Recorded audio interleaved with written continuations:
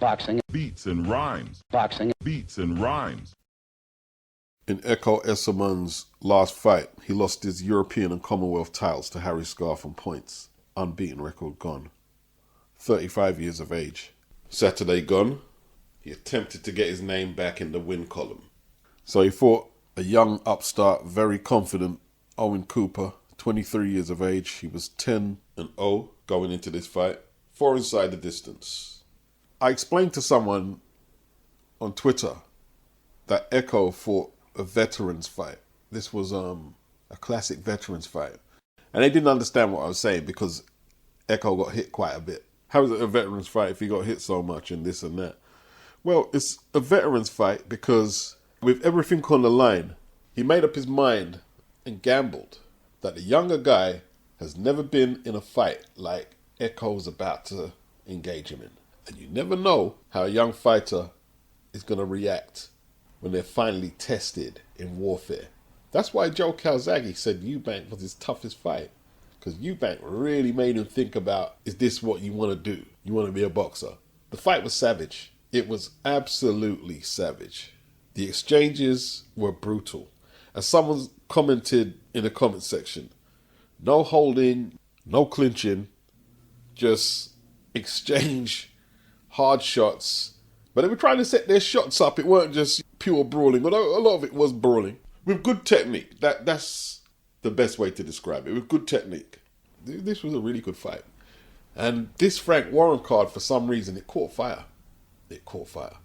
So EKOW floored Cooper in the 6th round and he looked out of it. He got back up and the vicious exchanges continued. In the 9th, a right hand put EKOW down. How did EKOW get up from that knockdown? Then in the 10th, EKOW landed that left hook. Cooper involuntarily staggered back into the ropes. EKOW followed up, put him down. 10th round stoppage. Savage, savage, savage. Everything was on the line for EKOW. He knew that. He's not a naive kid. He knows 2 back-to-back losses. Frank's not going to say, well, see you later to EKOW like that, because he's not going to be that callous, but he knows he's going to go way down in the pecking order. And he had to take this out of the judge's hands. He had to make sure he did everything from his end to attain victory. And, yo, what can I say? What a fight. It'll be very hard for Cooper to come back from this. Very hard. Especially when he nearly had the fight won in the 9th. You know, that contrast of being so high and then coming down, crashing down like that. It's going to take a little while to come back. Boxing. Beats and rhymes. Boxing. Beats and rhymes. Solomon Dacres got the 3rd stoppage of his pro career, stopping Michael Webster in 7. Late last year, they fought for Solomon's English title and it went to a majority decision. Solomon struggled somewhat. And in this fight, he laboured a little. Came in at 234, 12 pounds lighter than he was for the first fight, where he said he didn't have a proper training camp. And the hand speed proved to be the difference. Webster was walking Solomon Dacres down in the first fight. And he was attempting to do the same, and he was having success with that, doubling up his jab, coming forward on the front foot. Everything was coming off the jab. And up until that uppercut in the 4th round, that right uppercut, it was nip and tuck, in my opinion. I think the commentary team had Michael Webster ahead, and I'm not going to argue with that. But there's either something wrong with Webster's chin, or he's just not used to defending against someone throwing more than 1 punch at a time, because anytime Solomon let his hands go, he just crumbled. He crumbled. Solomon sat down on his power punches a lot more than he did last time out. And Webster is big and strong, but he's very one-paced. In the 7th, Solomon finished it off, throwing both hands, and he put his man on the deck again, and the referee waved it off. This was a good performance by Dacres. A lot of people said he laboured, and he did labour a little, but they have to remember it's a 10-rounder. It's not a 3-rounder. Talk after turn to the David Adelaide fight. Solomon saying he's not interested in that fight after Adelaide pulled out twice, but Frank Warren said it's going to be next, and more than likely it will be next. I think Solomon's a little pissed off that Adelaide wasted his time, and he obviously doesn't want to waste no more time. He doesn't want to be let down again. I don't think they should push David Adelaide straight into that fight. He has done nothing since October last year when he was beaten up pretty bad by the British champion, Fabio Wardley. But, yo, if they put it on, I'll watch it. Boxing. Beats and rhymes. Boxing. Beats and rhymes. Chantel Cameron managed a majority decision on a Queensbury debut. Did the judge who scored it a draw have a bad day at the office like some are saying, or was it an accurate reflection of the fight? Let me know. I didn't see it. I am planning to watch it though. The main event. Forget about Jake Paul. We're talking about Brad Paul, the new British 160-pound middleweight champion. HEANEY started well behind that jab. Everything was coming off that jab. Brad Paul reminded him every so often that this left hook is going to be an issue for you. But in the fourth round, it was that right hand. Trying to decide if it was a hook or a cross. Punch didn't curve much, but it was a hard shot, man, hard shot. Put Nathan HEANEY down. He got up early.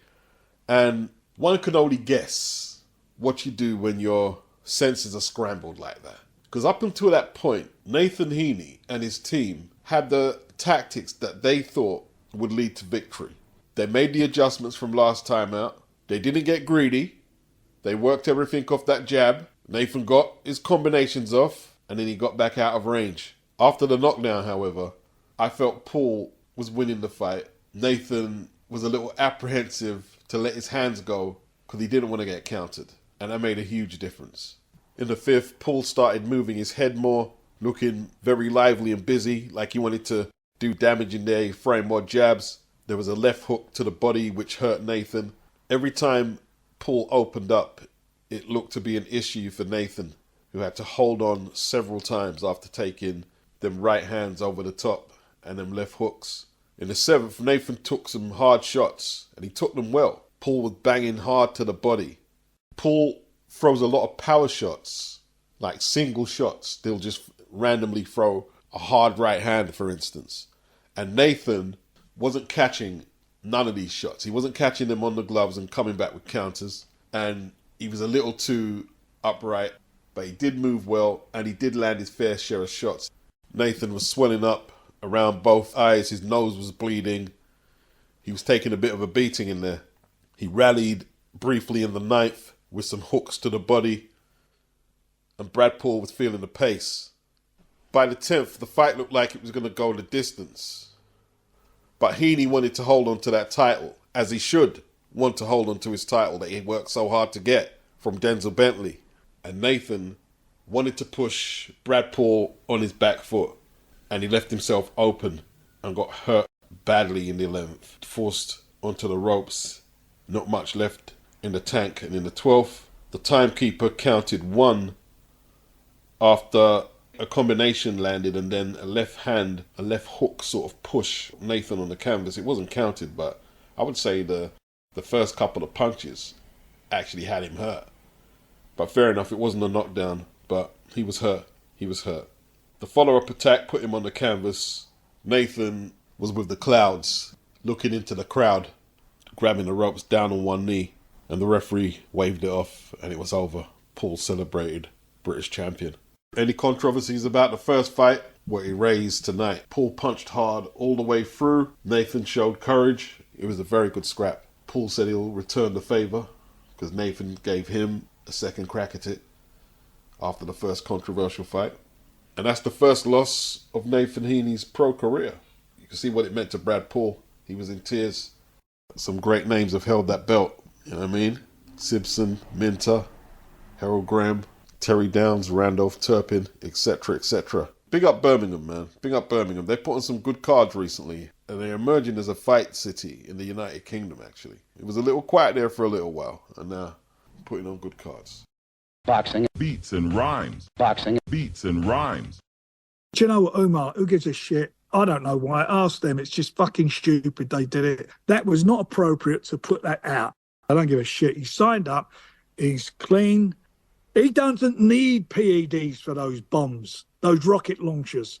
When they start flying, oh, you're going to wish you'd been taking PEDs to strengthen you up against them. Inevitably, Frank came out aggressive, defending Daniel on 258's tweet, asking why hasn't Daniel signed up to VADA yet. Queensbury replied he signed up. It was around Wednesday, and he was just signing up Wednesday to VADA. And okay, yeah, Frank inevitably came out aggressive. Gonna need PDs to hold himself up when he gets hit with them bombs. Well, there's two angles I've got for it before we move on. Did Daniel do VADA testing for the Filip Hrgovic fight? And what happened to the VADA testing results on June the 1st, for that matter? That's to Eddie Hearn and Frank Warren. But they're not going to ask Frank none of them questions. No one in the media is going to ask him them questions. They would ask Eddie. If the roles were reversed, they would ask Eddie Hearn. Is it suspect if you're a British fighter, world ranked, not doing VADA testing all year around in 2024? I think there was a hint of gamesmanship in there from 258, trying to get in Daniel's head, thinking there perhaps might be some fragility there. But hey, it's going to be a good fight. Boxing. Beats and rhymes. Boxing. Beats and rhymes. There was a report that came out last night, Frank, from the Times about Queensbury, your promotional company, doing a deal with DAZN. Queensbury have a contract with TNT, which will be honoured, which we enjoy working with, and have been very supportive to us as we've been supportive to them, and we're happy. Frank playing his cards tight to his chest, bro. Not giving it away, Frank. Not giving away the game. And we wouldn't expect it to either. I mean, he's still got until next year to honour his contract. But with the dough they're going to be offering him at DAZN, he's out of it. I mean, he didn't flat out say no, he's not going to DAZN, did he? No. He didn't say, oh, a load of rubbish. No, you didn't say that, did you, Frankie? Did you, Frankie? No, you didn't. The most shady. Frankie, baby. Boxing. Beats and rhymes. Boxing. Beats and rhymes. If you don't like my commentary on Loma fighting Devin early last year, losing, then he couldn't take Shakur on because, you know, he was so distressed after the robbery against Devin. And the fight wasn't no robbery. He took the whole year off, couldn't fight Shakur, to fight Kambosos for a title. And now, Divachenko is not in the mood to fight Tank Davis in a unification. And now, you know, the Loma fans are justifying it. Well, Tank ducked him. Look, if you're a great fighter, you don't justify your bullshit standards by saying, well, this bullshit fighter did it, I'm going to do it. It's as simple as that. And if that's your damage control for Lomachenko, Bullshit! so, okay, you got your bullshit damage control for why you're not taking the Tank fight. He's been ducking Lomachenko. Why should Lomachenko take the fight now? Well, what about Shakur? How long has Shakur been ducking Lomachenko? What you got to say to that? Shakur boring. Boxing. Beats and rhymes. Boxing. Beats and rhymes. Let me address this Ryan Garcia thing. I've said a lot about Ryan. I've been scathing for the most part. The one time I say, well, hopefully he can mend his ways, that was a problem to some people. Now, life is about priorities. Ryan Garcia, for the vast majority of you, is a news story. It doesn't matter what he said about George Floyd or the N-word, it's a news story. The moment you start being more outraged about news stories than the shit going on your doorstep, whether that's high inflation in London, high crime rate, bullshit housing situations, the moment these news stories are outraging you more than shit on your doorstep that you can actively take part in, remedy in, for yourself and for the wider community, then your priorities are in the wrong place, as far as I'm concerned.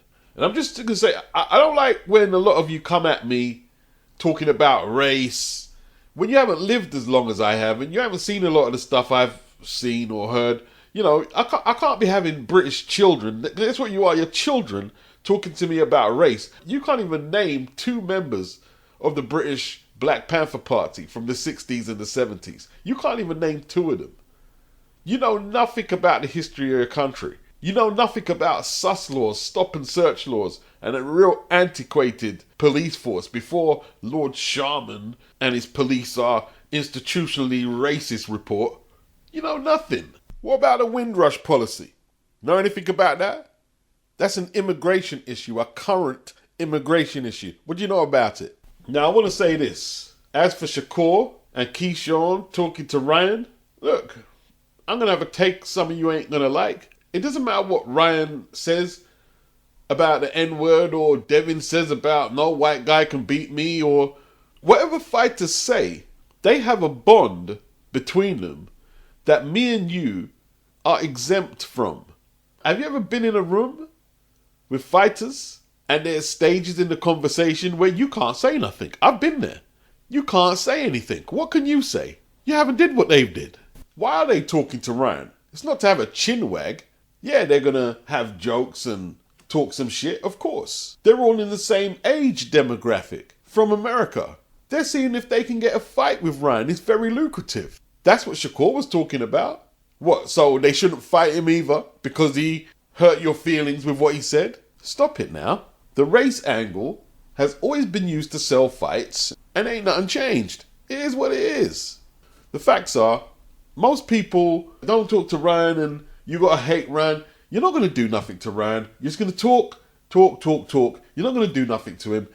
6 months is up and black fighters are gonna be queuing up to fight him. And if there's any black promoters or businessmen who have an opportunity to sign him and work with him, they will do. Yeah? Has Derek James parted ways with him yet? Ryan Garcia is a commodity. It is what it is. A lot of you are focused on shit that's not really that important and not really something you can do anything about if you're truly honest with yourself. You know why people get outraged by these stories about fantasy shit? Because they don't really want to handle no real groundwork in their communities. That's why they do that. Like I said, I want to see people younger than me get their shit together so they don't become the fuel that ignites race wars on the street. Now, if that's too pacifist or not rebellious enough for you, well, I don't know what to say. I don't know what to say. Because if it's your little brother getting beaten up by some kids who heard what Ryan and Sneeko said and think that, yeah, it's a free ticket to beat your fucking ass, then what? How are you going to feel? And look, if somebody was to beat up Ryan, I'm not going to be crying for Ryan. You reap what you sow. If I was him, I'd try and make the amendments quick. Boxing. Beats and rhymes. Boxing. Beats and rhymes. Some of the LDBC channels are saying that Shakur is going to the PBC. And I don't have no problem with that at all. If that's going to get him the Tank Davis fight, and we don't get no bullshit, half-hearted negotiations, and we get the fight, I'm all good. I'm not a fan of Bob Arum, but if he went back to Bob Arum, if they guaranteed him a Lomachenko fight, I wouldn't complain either. I wouldn't complain. But we know Lomachenko's too used to take the fight, so we'll end the video on that note. I smell pussy.